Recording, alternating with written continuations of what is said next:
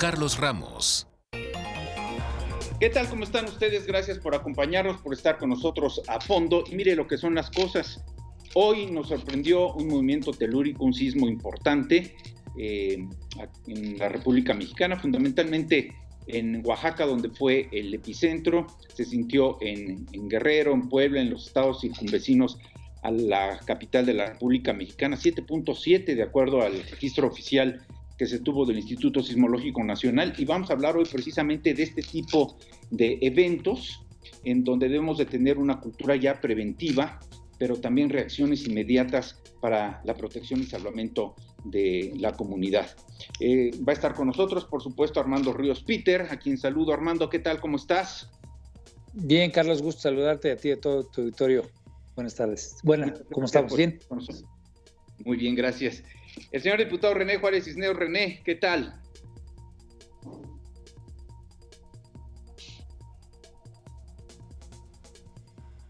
Vamos a incorporar en unos minutos más al doctor Carlos Valdés, quien fuera director del CENAPRED, del Centro Nacional de Prevención de Desastres, que se encuentra hoy bajo el cargo y responsabilidad como director de la Universidad Nacional Autónoma de México allá en Costa Rica. Él sabe mucho de esto y está muy pendiente de los sismos, sino también de los volcanes. Ya está listo desde Costa Rica el doctor Valdés. Carlos, ¿cómo estás?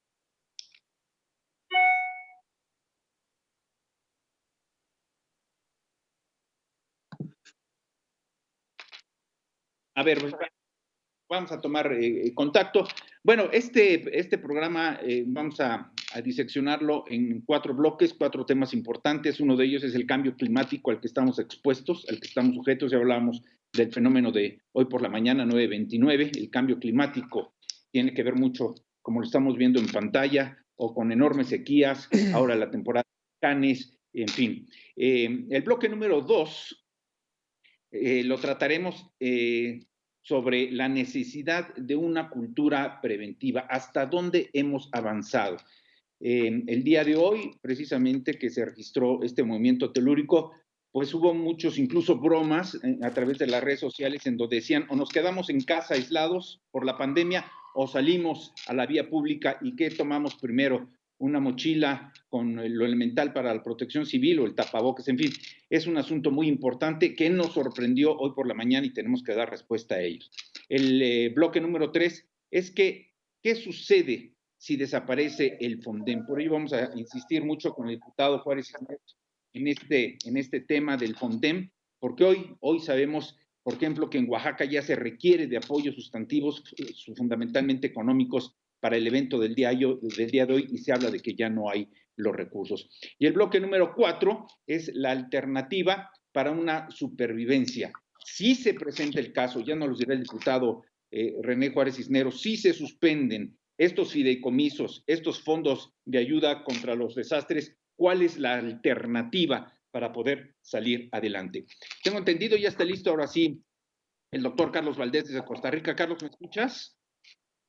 ¿Qué tal? Los escucho bien, gracias. Perfecto, bienvenido y gracias desde aquella región de Centroamérica por estar con nosotros. Ya los vemos a nuestros invitados en pantalla. Y yo quisiera iniciar con el diputado Juárez Cisneros, antes de hablar de los fideicomisos, su probable desaparición y demás. René, yo recuerdo que en 1997 no solamente fuiste un elemento muy activo, sino un superviviente del famoso huracán Paulina, uno de las más grandes tragedias allá en Acapulco. Carlos, efectivamente, primero me da mucho gusto saludar a mi país, a Ríos, por supuesto, y a Carlos también. Carlos Miguel, me da mucho gusto saludarte. Efectivamente, lo recuerdo como si hubiese sido ayer, una tragedia que vivimos los acapulqueños esa madrugada, precisamente en octubre de 1996. Y fíjate que entonces no existía el FONDEM como tal.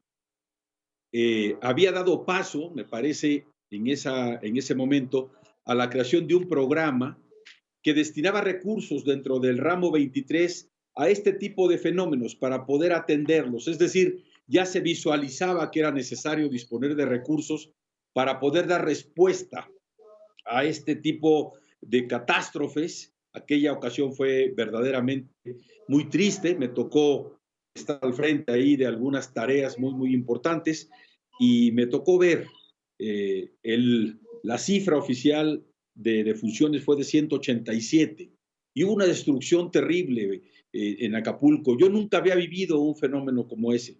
Esa madrugada hubo una lluvia, un torrencial tremendo y después de 2 horas teníamos a los cuerpos flotando inertes en la costera Miguel Alemán. Me tocó hacer esos recorridos porque tuve la oportunidad de estar un día antes ahí, precisamente en una reunión con las autoridades federales para poder tomar algunas medidas, toda vez que veíamos venir ya este problema, pero nunca se dimensionó el tamaño de lo que íbamos a enfrentar. Y fue precisamente eso, fue en 97 y en 96 se empezó a visualizar la necesidad de tener recursos. Creó el fondo y ya en 99 fue cuando ya se le da, digamos, forma, se establece formalmente este fondo, que ahora, por cierto, quieren desaparecer. Entonces, fue muy lamentable, me tocó estar ahí y yo decía, cuando me comentaban que los protocolos que se tenían que tener, me decían, bueno, el protocolo dice esto, y yo decía, falta algo en el protocolo, hay algo que falta.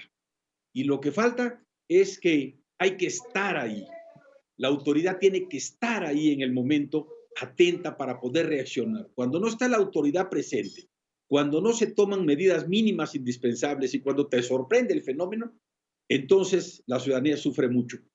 Y eso es lo que aprendí en aquella oportunidad. Es decir, las autoridades locales, estatales, tienen que estar ahí en el momento, ¿no? Es decir, el que gobierna tiene la obligación de estar pendiente todo el tiempo, porque en Guerrero y en estados altamente sísmicos y donde se dan estos fenómenos con mucha frecuencia, uno sabe cómo se acuesta, pero no sabe uno cómo se levanta. El gobernante tiene que estar ahí. Y en aquel momento, lamentablemente, tuvimos una experiencia no muy agradable. Y bueno, ya la historia es conocida.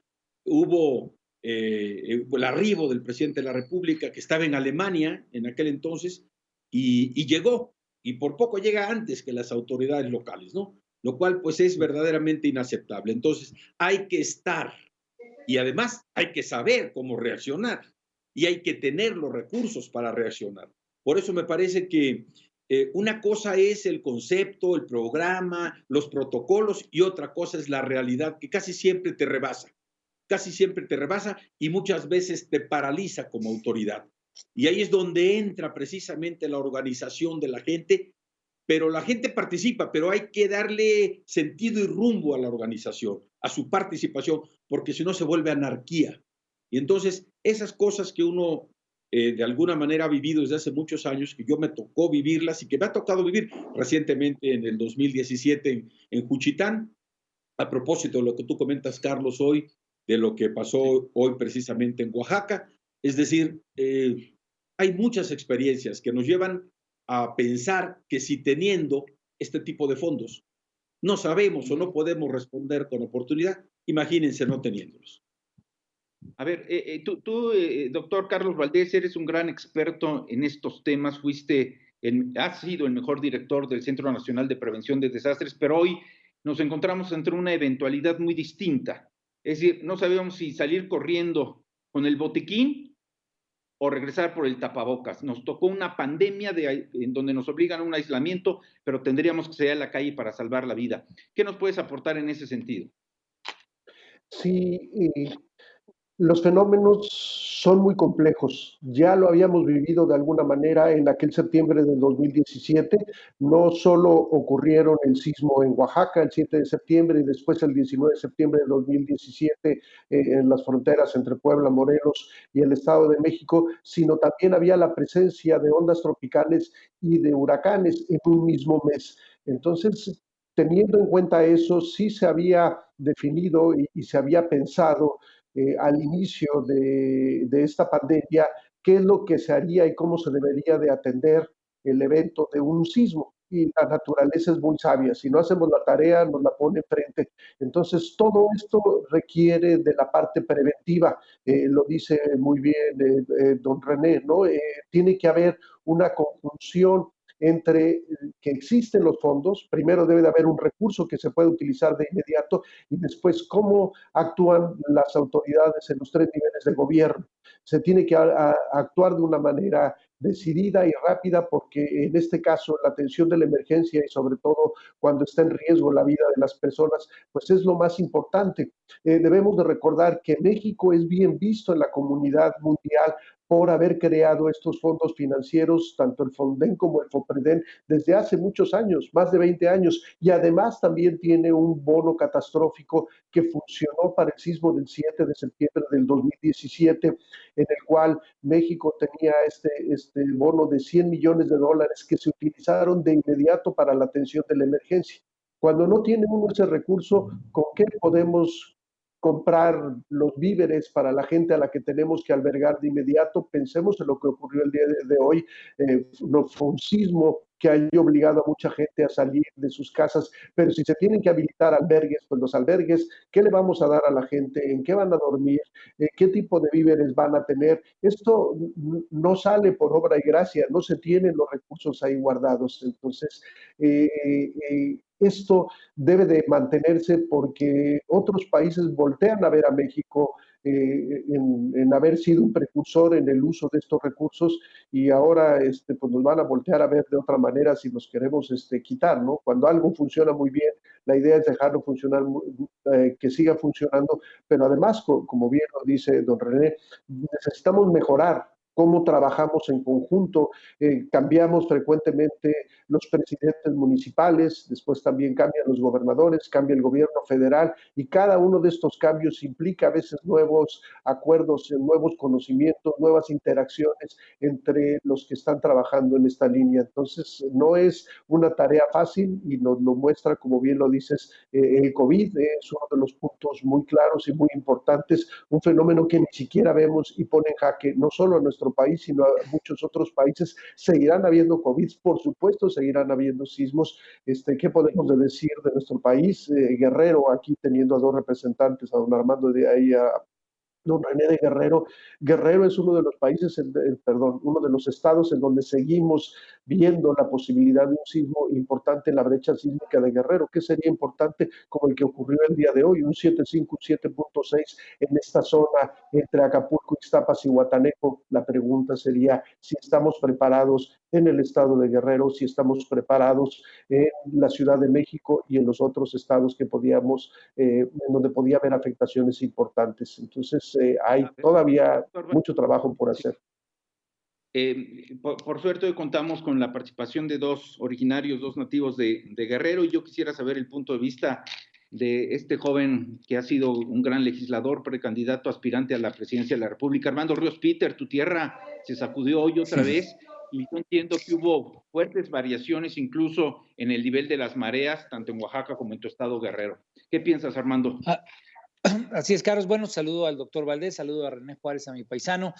Mira, yo creo que sin duda alguna es difícil y es obvio que es prácticamente imposible prever si un huracán, si un sismo se va a presentar y el tipo de afectaciones que va a generar. Lo que sí es que podemos prepararnos en la medida de lo posible con lo que aquí se ha comentado, con presupuesto, con protocolos, con capacitación para las autoridades, con dinámicas claramente establecidas para la coordinación que tienen que tener las autoridades entre órdenes de gobierno y obviamente entre las autoridades para con la sociedad. Eso sí lo podemos hacer y es precisamente eso lo que hoy, pues digo, hoy sorpresivamente, pues tuvimos un nuevo sismo, vivimos, digamos, en una franja sísmica de alta complejidad, la Ciudad de México y obviamente pues mi tierra, la tierra de René, Oaxaca, en fin, toda esa franja, pues es continuo el desplazamiento de las placas que han generado históricamente estos movimientos telúricos. Sabemos que tenemos ese tipo de problemas. Desde 1985 tuvimos aquel gran terremoto que pues provocó una gran cantidad de pérdida de vidas humanas, y desde entonces, junto con los fenómenos como el Paulina, el Mitch, el Gilberto, México se ha venido convirtiendo, consolidando en un país que tiene una gran capacidad de prevención, una gran capacidad de reacción, una gran articulación en términos de protección civil. Si ya tenemos eso, y ahí recuperaría lo que dice el doctor Valdés, pues no podemos echarlo a la basura, no podemos quitarlo, al contrario, tenemos que profundizarlo. Estaba yo leyendo que se proyecta que para este año podría haber entre 15 y 20 huracanes, 20 fenómenos meteorológicos que pueden afectar a nuestras costas. El cambio climático, sin duda alguna, llegó para quedarse con una gran capacidad devastadora. No me tocó en presencia como funcionario el Paulina, todavía no andaba como René, que ya andaba ahí de secretario metido en las colonias, pero sí nos tocó él y a mí ser senadores cuando el Ingrid y el Manuel, hace pues algunos años, en el 2013, y la verdad es que digamos la precipitación pluvial, pues yo nada más recuerdo en cifras 113 puentes y caminos que fueron destruidos en toda la entidad, alrededor de 23,000 casas que se llevó la lluvia, y obviamente pues una destrucción en todos los niveles en el contexto material, pero algo que fue importante en aquel momento, la capacidad de articulación, de atender a la población, la capacidad de que las autoridades pudieran involucrarse de una manera mucho más inmediata, pues implicó un menor costo de vidas. Entonces, si ya tenemos un aprendizaje, si ya hemos ido, pues además de todo, en sismos, en huracanes, en distintos contextos muy complejos que tiene la República Mexicana, punta de lanza, y ahí es a donde México se ha distinguido en los últimos 20, 30 años, pues me parece que ideas como quererle quitar recursos al Fonden y desarticular esta capacidad de política pública que hemos venido generando, pues parecería totalmente equivocado, además de que pues estamos en un lugar donde estos problemas se van a mantener, pues es quitar capacidades materiales, capacidades presupuestales y sobre todo capacidades de conocimiento humano que hemos adquirido y que además de todo hemos proyectado al resto del mundo. Entonces me parece equivocado que se le quieran quitar recursos al Fonden y obviamente que se quiera desaparecer el FOPREDEN. A ver, antes de hablar de estos recursos, ustedes lo mencionan como articulación, otros lo hablamos como prevención, otros más como protección civil, pero hoy estamos en este país, estamos sujetos al cambio climático, a los sismos, a los huracanes y por si fuera poco, a la actividad volcánica. Vamos a hacer una pausa y regresamos para platicar con nuestros invitados sobre cómo estar preparados ante una cultura preventiva. Esto es A Fondo, volvemos.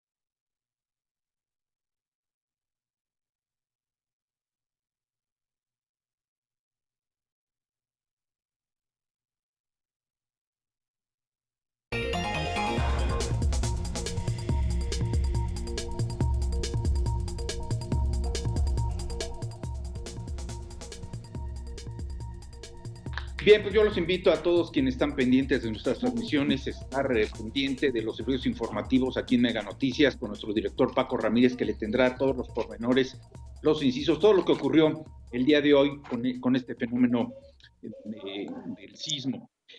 Doctor Valdés, antes cuando había un terremoto, yo recuerdo, corríamos sin rumbo.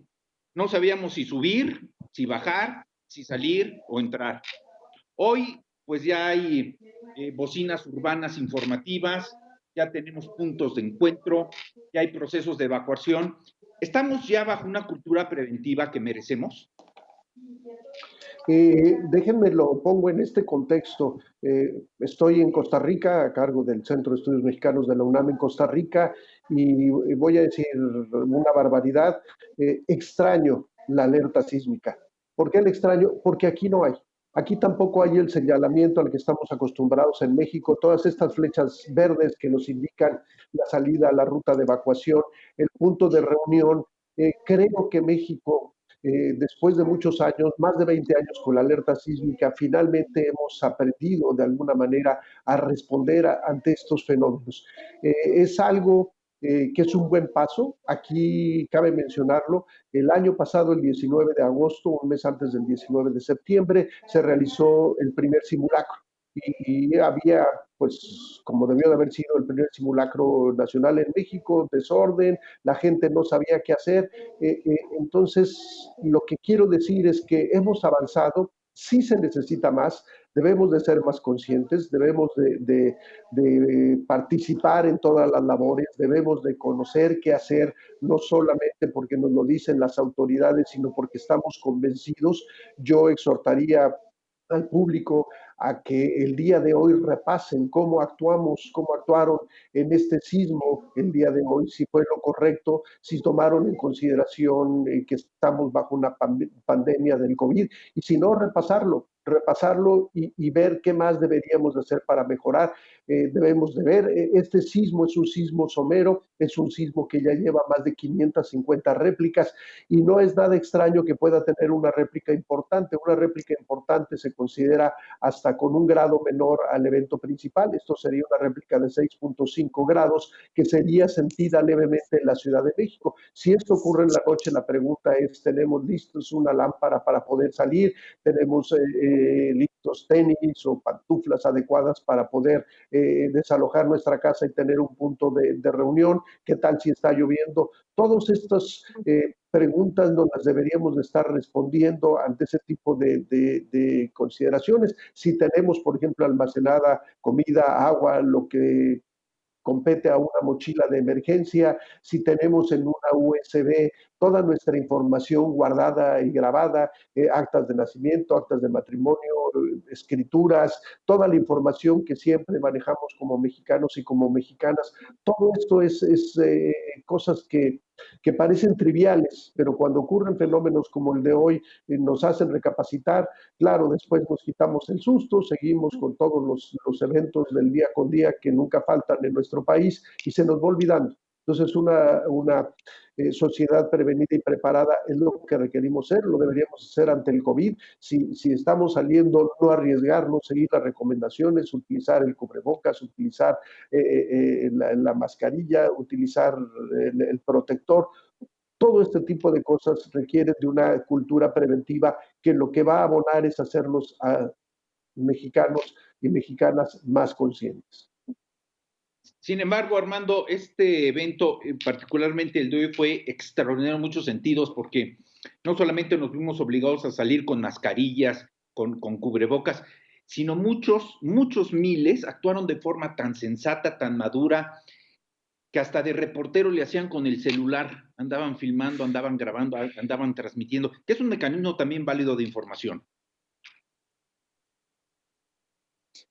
Sí, bueno, sin duda alguna la gente no solamente tiene una cultura preventiva, entiende, me parece que el mexicano pues le ha tocado vivir distintos episodios tan complejos. Recordaba yo el temblor del 85, solamente como un preámbulo para una serie de episodios pues, que han pegado duro en muchos lugares de la República. No se diga la Ciudad de México, donde en el 2017 pues, se repitió en la misma fecha otra vez un sismo muy fuerte. Entonces, creo que el mexicano, y especialmente el de la Ciudad de México o el de las costas, el de Guerrero, el de Oaxaca, por la repetición continua que ha habido de sismos especialmente o de huracanes de lluvia, de altas precipitaciones pluviales, pues me parece que hemos ido haciendo callo, y en ese ir haciendo callo, pues me parece que logramos enfrentar de alguna manera diferente el miedo, la preocupación, la zozobra, la incertidumbre que se tiene. Creo, como dice el doctor Valdés, pues que en cierto sentido hemos ido convirtiéndonos en actores pues que logran tomar más precauciones en lo individual, y al final de cuentas esta visión individual también se ha ido convirtiendo en una cultura colectiva, también acuerpada a nivel institucional, para poder tener una mejor capacidad de reacción.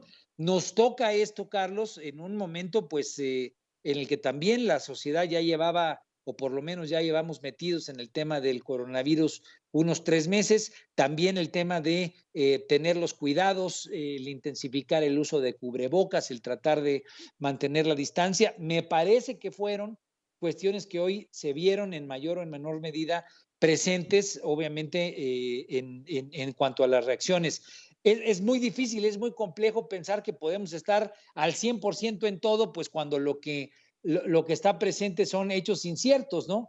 Un terremoto, una pandemia, la imposibilidad de tener contacto con los demás, pues son fenómenos que podríamos decir en cierto sentido contradictorios, pero a mí en lo personal me queda el sabor de boca de que tenemos una sociedad que, repito, ha ido haciendo más callo, y lo ha ido haciendo para bien, en el sentido de tener mejor capacidad para controlar el caos, para poderse organizar, para poder reaccionar y para poder tener pues un mejor comportamiento al que tal vez en otros lugares que no están acostumbrados para esto, no sé si en Costa Rica o en otros, pues puede ser mucho más caótico y obviamente mucho más complejo en términos de pues de lo que significaría el miedo y la incertidumbre para la gente. Ahora, salvo el doctor Valdés, Carlos, que te encuentras allá en Costa Rica, pero la pregunta o la percepción se la trasladaría a Armando y al propio René Juárez, pero desde mi punto de vista tengo la idea, tengo la creencia de que nuestra comunión, nuestra convivencia, nuestro diálogo con las fuerzas policíacas a partir de la pandemia ha sido distinto. Es decir, yo veo grupos sociales importantes que a los policías ya no les tienen temor, les tienen gratitud, lo buscan como un mecanismo de información y les tienen confianza. La pregunta, René, señor diputado, es, para esto de la prevención, para esto de la articulación, ¿tenemos confianza en nuestras autoridades? Mira, lo que decía el doctor Valdés, obviamente lo firmo, y los comentarios de Armando son complementarios. Mira, sí hemos avanzado mucho en la cultura de la prevención, por un lado, y por supuesto que hemos avanzado también en la capacidad de reacción.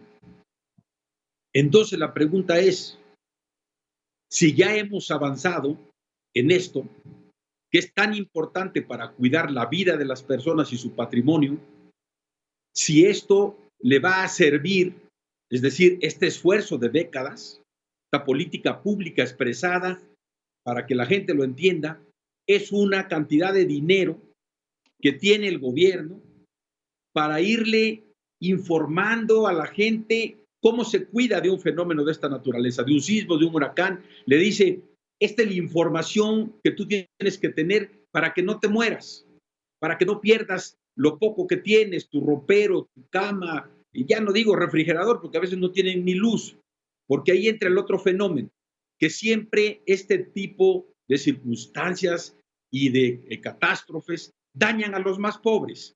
Entonces se le dice, cuídate de esta manera, y se necesita dinero, y ahí está el presidente de prevención. Y cuando ya pasa, a pesar de todo el esfuerzo que se hizo, porque aún no estamos al 100% preparados, y además verdaderamente sería imposible decir que estamos al 100%, yo creo que no es factible, pero hemos avanzado muchísimo.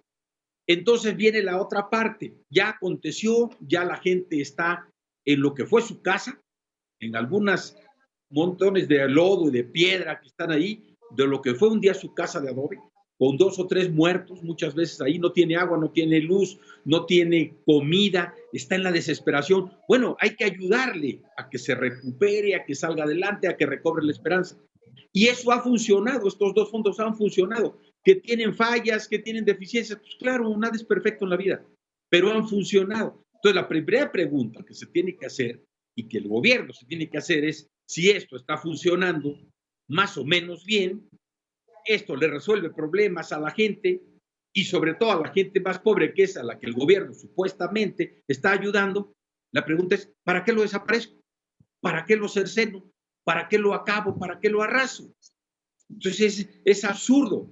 Ahora bien, el argumento es, lo quito porque hay corrupción. Muy sencillo, aplícale la ley. Si alguien de recursos, si alguien se acató de la normativa, aplícale la ley y se acabó, pero no desaparezcas algo que funciona. Lo peor que es lo que yo he venido criticando. Bueno, si tú vas a hacer que esto desaparezca es porque tienes algo mejor. Si no tienes nada mejor que lo sustituya y no tienes ni idea de lo que está pasando, hoy aquí tenemos el ejemplo. Andan paseando por ahí, no se esperaban este sismo, hay muertos ya en Oaxaca. Imagínense, teniendo este fondo, están las carreteras ya colapsadas en el istmo. Yo ya anduve, conozco esa zona, ahí viví, en el 2017 me fui a vivir ahí, entonces sí sé lo que siente la gente. Entonces la pregunta es decirle al gobierno, oye, espérame, ya no hagas nada, nada más deja lo que ya está, ¿no? Entonces lo primero que tiene que hacer el Estado, en este caso el gobierno federal, es ganar la confianza de la gente, ganar la confianza de la gente. Entonces, ¿cómo se gana la confianza? Con medidas oportunas, adecuadas, razonables, solidarias, lógicas, me parece, y esto es algo elemental. Elemental es para cuidar la vida de los más pobres. ¿Por qué? Porque ahí pasan los fenómenos, en Oaxaca, en Chiapas, en Guerrero. Entonces cuida a los pobres, porque tú dices en el discurso quieres cuidar a los pobres. Pues ahí están, cuídalos, no desaparezcas eso. Ahora bien, si en condiciones normales, Carlos, aquí termino, es difícil manejar este tipo de situaciones, imagínense ahora en medio de una pandemia, pues es sumamente complicado. ¿Qué se ha desarrollado más en estos momentos? Que aisladamente muchos servidores públicos, y ahí están algunos cuerpos policíacos que muchos se condena y se les ataca, son seres humanos también, y muchos han actuado solidariamente. Y qué bueno que así sea, y qué bueno que la gente se acerque al policía, ¿verdad? Pensando que le va a ayudar y no que lo va a lastimar. Eso es muy bueno. Y fíjate cómo en las desgracias acontece esto. Qué lamentable, ¿verdad?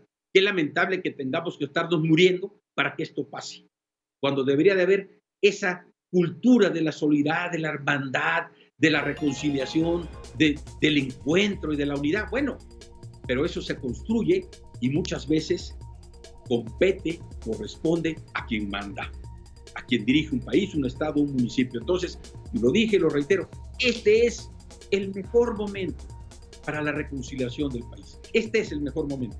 Si en este momento de crisis, de pandemia, de desolación, de muerte, no nos unimos, pues olvidémonos en los próximos años de unirnos como país. Este es el momento de recobrar la confianza todos y de hermanarnos. Este es el momento. Y entonces, en lugar de estar pensando en las elecciones, en el INE y eludiendo la responsabilidad, me parece que el Estado y quienes conducen las instituciones del Estado deberíamos de estar todos hablando de lo que le interesa a la gente, que es que no se sigan muriendo las personas. Entonces, esa confianza va ganándose. Lamentablemente es aislada y en espacios muy específicos, pero sí es cierto, Carlos, tiene razón, hay ejemplos que hemos conocido. Vamos a hacer una pausa, me adelanto, tengo entendido, y habrá de corregirme después de unos minutos el doctor Valdés, tengo entendido que gracias a la aportación, cooperación, solidaridad y financiamiento de los japoneses se pudo construir junto con la UNAM el Centro Nacional de Prevención de Desastres. Esto que sirva de antesala para la pregunta que habré de formular luego de la pausa es ¿qué sucede si se cortan por completo los presupuestos para el auxilio de la población en casos de desastre? Esto es A Fondo, regresamos en unos segundos.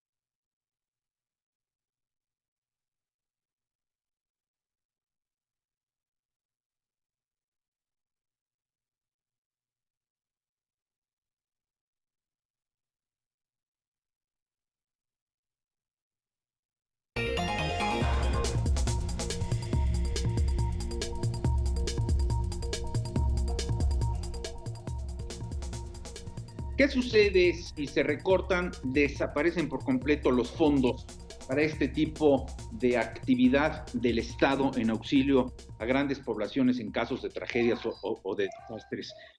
Yo quisiera insistir, preguntarle al doctor Carlos Valdés cuál sería su primer punto de vista, ya que fuiste director del Senapred, Carlos, porque hoy, inmediatamente después del sismo, leí muchos mensajes, unos en tono de burla, otros muy en serios en las redes sociales, en donde, a menester de que el presidente quiere meterse en el Instituto Nacional Electoral, quiere cercenar a los fideicomisos, hoy decían, por favor, que ni se entere que hay un sismológico nacional.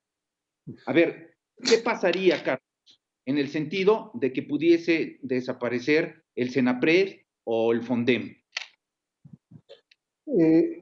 Simplemente complicaría las cosas más. No podríamos atender finalmente a los y las mexicanas, como bien decía don René, a los más necesitados, que son siempre los urgentes. Vale la pena, y lo comentaste, cómo surge el Senapred. Sí es un apoyo de los japoneses, pero hay una historia detrás. En Tokio fue azotado por un sismo muy importante en 1923. Curiosamente, el primer país que llegó con recursos y apoyar fue México. ¿Por qué? Habría que buscar un poco más en la historia, esas partes no están tan fáciles de entender. Y a los japoneses no se les olvidó. Cuando ocurre el sismo de 1985, llegan a ayudar como muchos otros países, pero dicen queremos hacer más, queremos hacer un centro en particular de prevención de desastres de origen sísmico. Los mexicanos, como siempre, modificamos todo y México dijo que quería empujar más, no solo el aspecto sísmico era importante, había una condición que estuviera relacionado y ubicado muy cerca o en terrenos de una institución de educación superior, entra entonces en terrenos de la UNAM cede como dato un terreno y además sirve como un enlace entre la parte de investigación científica que tiene que ser aplicada.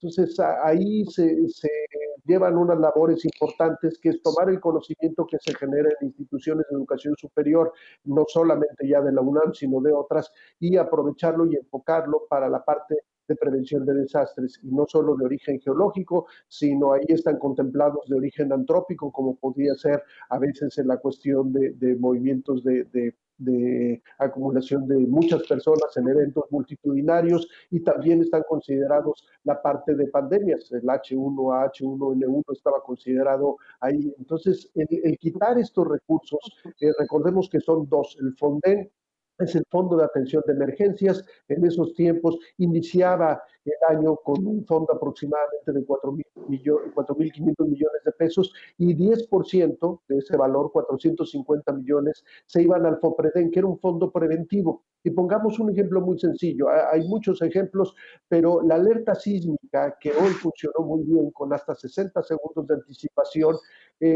fue apoyada recientemente cuando estaba yo todavía en la parte del Senapred para mejorar su capacidad de respuesta. Es un equipamiento que tiene 20 años y después de 20 años y en condiciones en donde tiene que cruzar la Sierra de Guerrero, también la parte de la Sierra de Oaxaca para traer la señal, fue apoyado. Entonces estos fondos preventivos ayudan a estas obras para evitar que haya y minimizar el impacto que tienen finalmente los desastres. Ese fondo debería estar a la par del Fonden, pero se quedó inicialmente, los dos tenían esos montos, 450 millones de pesos, y el que fue aumentando porque tenían constantemente fenómenos importantes, fue el Fonden, el de la atención de la emergencia, y recordemos nada más que los sismos del 2017 acumularon un conjunto de cerca de 85,000 millones de pesos en daños. Entonces, este fondo pues iba tomando de los recursos federales para poder apoyar a la población. Con el sismo del día de hoy, aunque los daños no han sido cuantiosos, ya hemos visto imágenes, hay deslaves de tierra, ya lo mencionaron, hay carreteras cerradas, todo eso urge abrirlos y recuperarlos, y ahí es en donde se aplica el Fonden para apoyarlo de inmediato. Entonces, al no tener estos fondos, lo que vamos a hacer puede ser similar a lo que se vive en Costa Rica. Aquí rápidamente recurren al Banco Mundial, y el Banco Mundial generalmente apoya y da dinero, pero podemos nosotros pensar por un momento cuánto tiempo tardan esos apoyos en darse, ¿no? Y mientras pues la gente está padeciendo por un sismo, por una inundación, por una erupción volcánica. Entonces, esta es una ventaja definitivamente que tiene México, y es fondos que le han funcionado, y yo concluyo con que deberían definitivamente no solo de continuar, deberían de aumentarse, porque lo que vamos a seguir viviendo es eventos, cada vez tenemos más huracanes y ciclones tropicales, y son los que implican gastos muy altos, y de vez en cuando tenemos los sismos, y la parte de la pandemia debería también tener parte de estos fondos. Armando Ríos Peter, te escucho. Sí, bueno, yo creo que en síntesis es la capacidad de poder salvar vidas. En lo que estaba comentando el doctor Valdés es, al tener toda esta infraestructura, la posibilidad de que exista una alerta sísmica, ese minuto cambia la posibilidad de que alguien viva o que alguien muera. Digo, creo que es así de simple, así de puntual. Si se cortan los recursos para que estas actividades se mantengan de la forma en la que están, pues lo que corremos es el riesgo de que mucha gente pierda la vida, ¿no? Así de simple, en Oaxaca, en Guerrero, y no se diga en la Ciudad de México. Y creo que la crítica puntual a lo que ha hecho este gobierno es, desafortunadamente se han acostumbrado a elaborar recortes, a tratar de ir hacia estos ahorros o esta supuesta austeridad sin revisar qué es lo que terminan afectando. Un ejemplo muy claro en otro aspecto puede ser, por ejemplo, el no haber invertido en la ciberseguridad para Pemex, y que por no haber invertido, pues de repente te caigan los hackeos a la principal empresa generadora de ingresos para el Estado mexicano.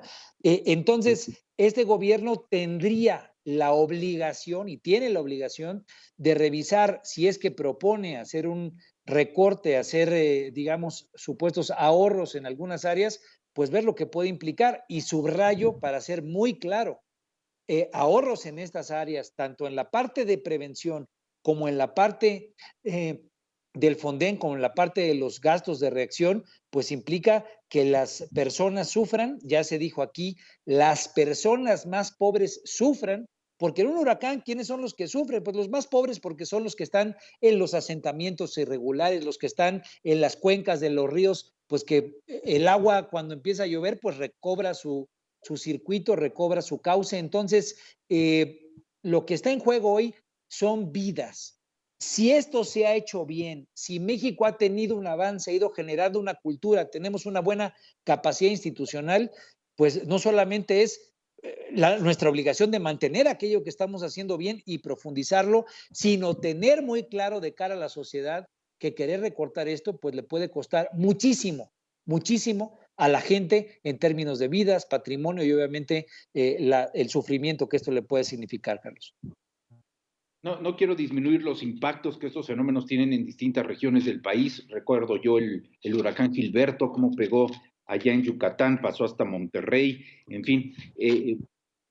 Pero tú has sido gobernador de Guerrero, René. Tú lo has vivido en carne propia. Si alguien requiere de recursos, aportaciones, auxilio y prevención, es Guerrero y Oaxaca. ¿Qué va a pasar con tu estado si en estos momentos, hoy día que hubo un sismo, o mañana pasado que hay huracanes, o que se presenta un tsunami, te dicen no hay fondos, no hay dinero, se cancelaron? Porque una cosa, René, tú lo sabes, es austeridad, y otra cosa es combate a la corrupción, pero cerrar la llave, como dice Carlos Valdés, es peligrosísimo. Claro, y tiene razón Carlos, y tiene razón Armando, y tiene razón tú. A ver, si cuidar la vida de las personas, si proteger la vida de la gente no es prioritario, yo pregunto, entonces, ¿qué es prioritario para el gobierno? 2, yo estoy de acuerdo con la austeridad, pero la austeridad debe tener un límite. Cuando pones en riesgo un servicio social, la atención a la gente, la tranquilidad social, la armonía social, que la gente no se muera de hambre, es decir, que no se muera la gente por ninguna razón. Cuando ya rebasas esa línea, entonces ya estás equivocado. Entonces, primero, yo no acepto por ningún motivo, y lo digo así porque es mi responsabilidad en este momento, lo dije desde el primer momento en que se presentó esta iniciativa aberrante, ¿verdad? Que era un error, que era una irresponsabilidad, que era inhumano, que era algo alejado a la realidad, el no conocer la realidad, pensar desaparecer estos dos fondos. Pero ¿qué pasaría? Pues muy simple, las comunidades se quedan aisladas. Cuando no hay posibilidades de rehabilitar caminos, de volver la conectividad, porque en esas comunidades nada más está el camino de mano de obra, no hay carreteras, no hay autopistas, no es un camino de mano de obra, se rompe, se queda incomunicado y la comunidad se aísla, no hay alimento, viene hambre, no hay medicinas, la gente se empieza a morir, se mueren los niños, ¿no? Empieza la anarquía, la desolación, la desesperanza. Y esos que están allá, muchas veces comunidades indígenas, también son mexicanos y son pobres. Entonces, por eso yo decía, es una iniciativa contradictoria. Y lo dije, es un error garrafal. Decía a los que presentaron, díganle ustedes al señor presidente, díganselo, que está equivocado, que él no tiene la verdad absoluta, que esto es un error, que está actuando erróneamente, que se esté... Díganselo. Y si los corren, pues que los corran con dignidad. Se los decía yo en la Cámara, se los dije en la argumentación de los foros y lo digo hoy. Yo voy a atravesarme hasta donde me den mis fuerzas para evitar que esto pase. Y si ya insisten en desaparecerlo, será responsabilidad de ellos quien tomaron la decisión. Y te diría lo que me dijo a mí una persona. Me dijo, oye, René, así me dice, René, y ya se quitan la Fonden, entonces, ¿qué me queda? Le dije, rezar, hermano, rezar, te queda rezar, ¿no? Es lo que no queremos que pase con la gente, ¿verdad? Entonces hay que atravesarnos, hay que decirle al gobierno que está mal. Y precisamente mañana vamos a revisar este tema una vez más y en el momento que lo discutamos vamos a decirles que están mal. Hay 44 fondos que quieren desaparecer y este es uno muy importante, estos dos, pero hay otros importantes que tampoco los tienen por qué desaparecer. Y el argumento es, quiero dinero para regalarlo. Oye, pues entonces, ¿cómo? ¿No? Genera riqueza. Cuando genere riqueza, distribuye riqueza. Porque si no, nos vamos a acabar lo que todo un país durante décadas consolidó y construyó, regalándolo. Y cuando no tengamos que regalar, vamos a regalar miseria, pobreza. Es un error el enfoque que se está dando. Entonces, responsablemente, hay que señalar las cosas con respeto, pero sí también con una gran determinación. Ese es mi punto de vista, Carlos. Con energía, claro que sí. Vamos a una pausa, estamos a fondo, regresamos.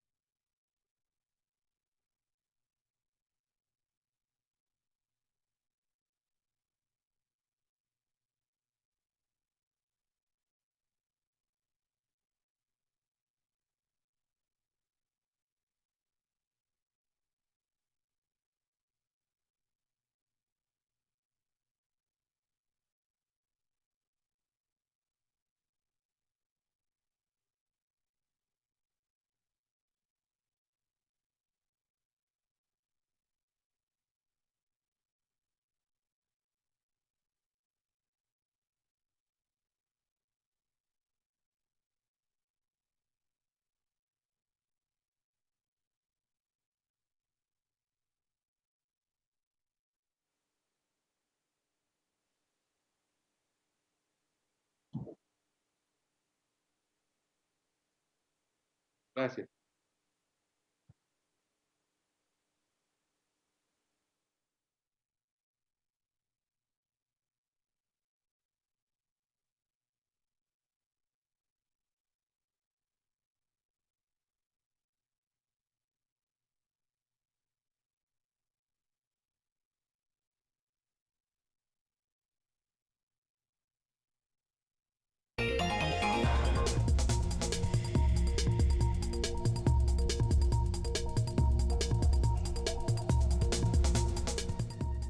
Bien, pues vamos a concluir con nuestro programa del día de hoy y por ello le solicitaría tanto a René como a Armando y a Carlos una reflexión, un pensamiento sobre qué ocurriría si se suspenden estos fondos para auxilio a comunidades en casos de desastres. ¿Cuál sería la alternativa de la supervivencia? Inicio contigo, señor diputado René Juárez Cisneros. A ver, no hay alternativa. Si le quieren poner Juanita, Panchita, si le quieren poner Juanita, Panchita, el nombre que le quieran poner, no debe desaparecer la política pública. ¿Qué se requiere? Reforzar la cultura de la prevención, reaccionar con mayor oportunidad, recursos suficientes, visión de Estado y buscar cómo se resuelven los problemas, no encontrar razones y argumentos para no resolver los problemas. Yo concluyo diciendo más acción, más trabajo, menos palabrería. Armando Ríos Peter. Sí, Carlos, no se debe recortar el Fonden, no se puede utilizar la excusa del supuesto combate a la corrupción para quitar aquello que está funcionando y aquello que es útil, ha sido útil y va a seguir siendo útil porque estamos en un contexto complejo de huracanes, de sismos, en fin. Entonces, si el gobierno quiere dinero para seguirlo regalando, especialmente en año electoral, hay que ponerle un freno y hay que decirle a las cosas por su nombre, hay que decir, este dinero le sirve a la gente, le sirve a los que más tiempo, a los que menos tienen y sobre todo nos permite estar alertas para salvar vidas y para proteger vidas. En ese sentido, hay que ser muy enfáticos, no caer en la trampa de que el combate a la corrupción es la causa para desaparecer estos fondos. Repito, si quieren dinero para el uso electoral, hay que dejarlo claro de frente a la sociedad y hay que evitarlo. Doctor Carlos Valdés. Sí, yo concluiría diciendo que volverá a temblar, volverán a ocurrir sismos importantes, nada más para hacer un recuento, simplemente concentrándonos en Guerrero. Desde 1911 no ha temblado en la zona de la brecha sísmica de Guerrero, pero Guerrero fue el epicentro del sismo del 57 que tiró el Ángel, el epicentro del sismo de 1979 de Petatlán de magnitud 7.6 que tiró la Universidad Iberoamericana, fue el sitio de la réplica del día siguiente del sismo de 1985. Y estos eventos continuarán ocurriendo. Tenemos un gran volcán importante, no solo el Popocatépetl, el volcán de fuego de Colima, tenemos otros volcanes en Chiapas y en otras regiones, y tenemos dos mares, la parte del Atlántico y la parte del Pacífico, en donde frecuentemente tenemos tormentas tropicales que se convierten en huracanes. Entonces, el tener estos fondos es un respaldo, es tener la capacidad de atender emergencias que no podemos detener esa parte de la naturaleza, y si queremos ayudar a los mexicanos, creo que la mejor forma de hacerlo es canalizando estos recursos a través de estos fondos, el Fonden y el FOPREDEN, para dar una ayuda clara y determinada, trabajar con los 3 niveles de gobierno, hablar también con la gente qué se necesita y cómo deben de ser atendidos y de qué manera, para lograr que México continúe siendo un ejemplo hacia otros países en la atención de estos eventos. En conclusión, podríamos decir, quienes estamos convocados a este programa, que deben de continuarse estos fondos, que debe de apoyarse a la sociedad en el financiamiento para casos de desastres como en materia preventiva. La respuesta en una sola palabra, René, es sí o no. Sí, sí. Armando. Claro que sí. Sí, sin duda alguna, sin duda alguna. Carlos Valdés. Sí, sí, y yo pediría que además se incrementaran en la necesidad que requiere el país. Muy bien, pues yo quiero agradecer fundamentalmente hoy día que tuvimos un evento extraordinario, otro adicional. Hay quien dice que ya el 2020 que le pare, ya fue suficiente, ¿no? Pero yo les agradezco a Armando Ríos Peter, quien es el fundador de Sociedad Horizontal, ex senador de la República, ex precandidato a la presidencia de la República. Armando, muchas gracias por haber aceptado estar hoy con nosotros. Al contrario, Carlos, a ti, al doctor Valdés y a mi paisano René, un abrazo. René Juárez Cisneros, quien ha sido presidente municipal allá en su tierra, en Acapulco, quien ha sido gobernador, quien ha sido diputado, bueno, ha sido senador hoy diputado. Y muchas gracias, René, por tus experiencias, por tu participación, tus apreciaciones. Gracias, Carlos. Gracias, Armando. Gracias, Carlos. Y muchas gracias al doctor Carlos Miguel Valdés, quien es uno de los más experimentados investigadores de la Universidad Nacional Autónoma de México, y ha sido el mejor director del Centro Nacional de Prevención de Desastres, hoy al frente de nuestra casa de estudios allá en Costa Rica. Doctor Valdés, muchas gracias. Muchas gracias, ha sido un honor estar con don Armando, con don René y contigo, Carlos. Un abrazo muy fuerte para todos ustedes allá en México, cuídense mucho. Gracias, y gracias a usted por estar pendiente de esta transmisión. Le insisto en la invitación que hice con los servicios informativos de Mega Noticias, con nuestro director Paco Ramírez. Tendrá toda la información oportuna de lo que ha ocurrido en México y el resto del mundo, y fundamentalmente hoy con el evento del sismo aquí en nuestro país. Muchas gracias, nos encontramos a fondo en la próxima. Soy Carlos Ramos.